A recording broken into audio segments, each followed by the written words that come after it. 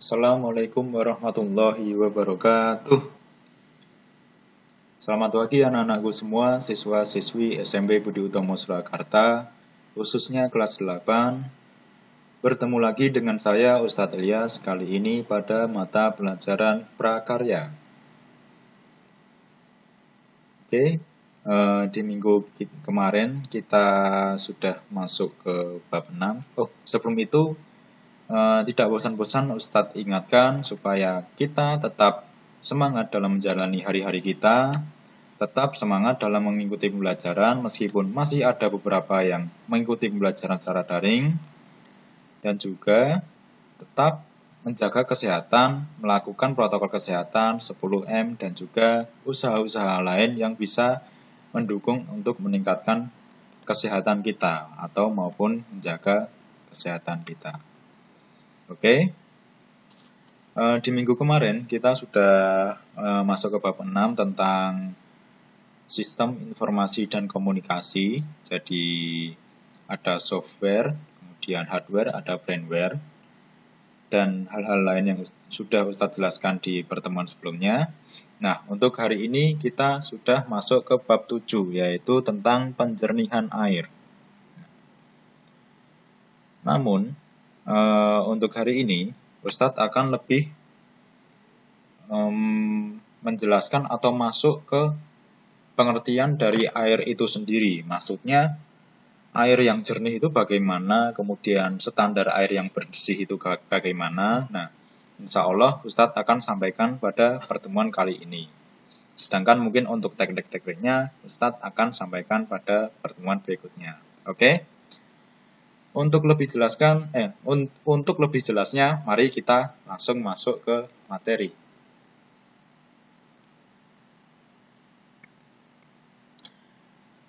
Sumber daya air. Sumber daya air berasal dari bumi dan tergolong sumber daya alam yang dapat diperbarui. Secara umum, sumber daya air dapat dibedakan menjadi dua, yaitu yang pertama air permukaan dan juga yang kedua air tanah. Air permukaan maksudnya ya contoh air yang ada di permukaan. Misalnya mungkin air di sungai, air di telaga, air di danau. Nah, itu disebut dengan air permukaan. Sedangkan yang kedua adalah ada air tanah.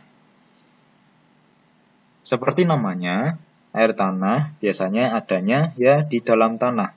Jauh, maksudnya berada di bawah lapisan tanah. Jadi kita harus untuk mendapatkannya, kita harus mengebor dulu tanah sampai ke titik yang terdapat airnya. Ya, ada air tanah dalam, dan juga air tanah dangkal. Oke, itu sumber daya yang dimaksud oleh sumber daya air. Kemudian kita masuk ke slide berikutnya. Nah, ini air permukaan. Danau dan sungai merupakan air permukaan yang persediaannya tidak terbatas di bumi. Ya, tapi pada kenyataannya memang bagaimanapun tetap itu semua terbatas ya. Karena itu juga tergantung dari kita bagaimana mengelolanya. Kalau kita tidak bijak dalam mengelolanya pun,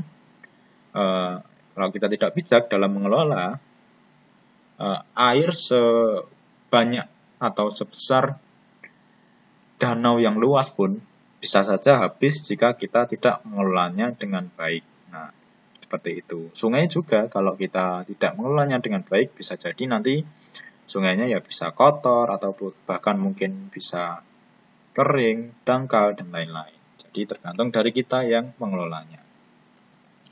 Kemudian nih air tanah. Air tanah merupakan jenis air tawar yang terdapat di dalam tanah.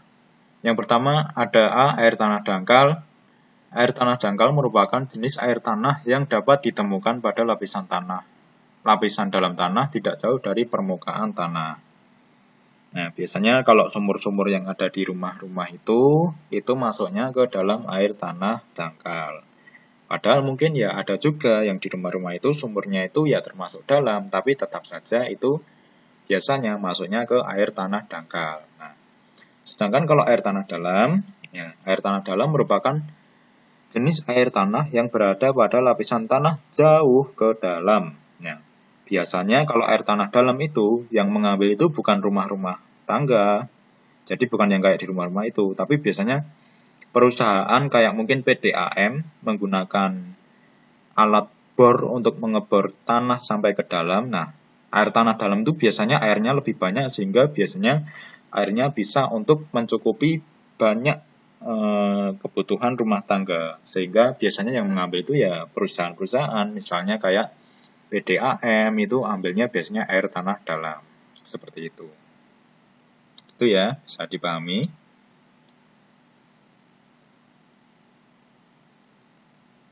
Nah, air tanah dalam diperoleh dengan cara mengebor dan dapat dialirkan langsung ke rumah-rumah atau sumur-sumur. Tapi jarang. Biasanya kalau air tanah yang dalam itu ya harus benar-benar pakai alat yang canggih untuk bisa mengebor ke dalam. Kalau di rumah-rumah itu biasanya termasuknya air tanah dangkal.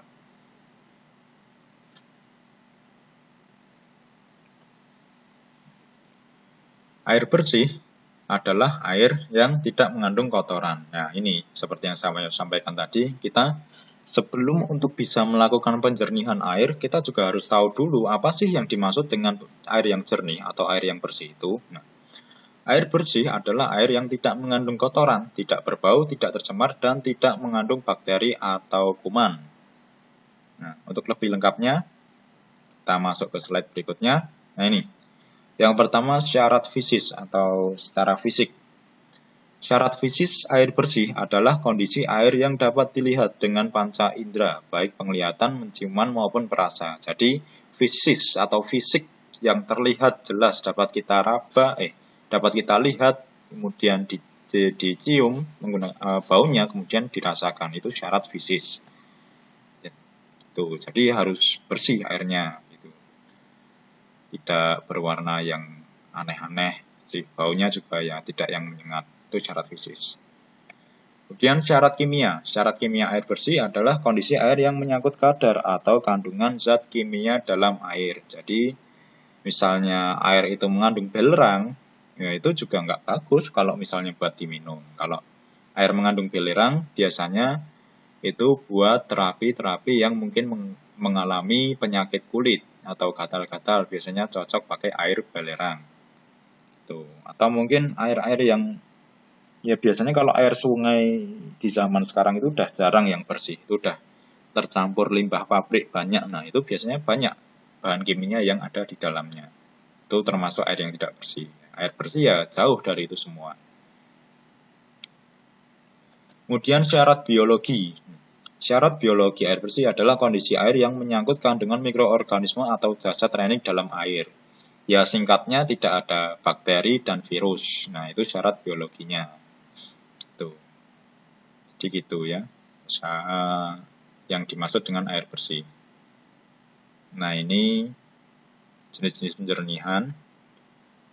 Nah, kalau yang ini insya Allah akan Ustadz sampaikan di pertemuan berikutnya. Jadi untuk hari ini kita lebih ke itu ya, yang dimaksud dengan air bersih. Jadi bersih itu tidak hanya sekilas dilihat bening gitu saja, enggak. Tapi harus benar-benar dicek apakah air itu mengandung bakteri atau mungkin virus atau mungkin mengandung senyawa kimia, zat-zat kimia, yaitu harus dicek. Ya. Jadi bersih itu tidak hanya dari tampilannya saja. Oke, seperti itu insya Allah yang bisa saya sampaikan pada pertemuan kali ini. Banyak salah dan kurangnya saya mohon maaf sebesar-besarnya. Tetap semangat dalam menjalani hari-hari dan juga pembelajaran walaupun masih ada yang secara daring. Banyak salah dan kurangnya dari saya. Mohon maaf sebesar-besarnya. Alhamdulillah jazakumullah khairan. Akhiru qouli hadza. Wassalamualaikum warahmatullahi wabarakatuh.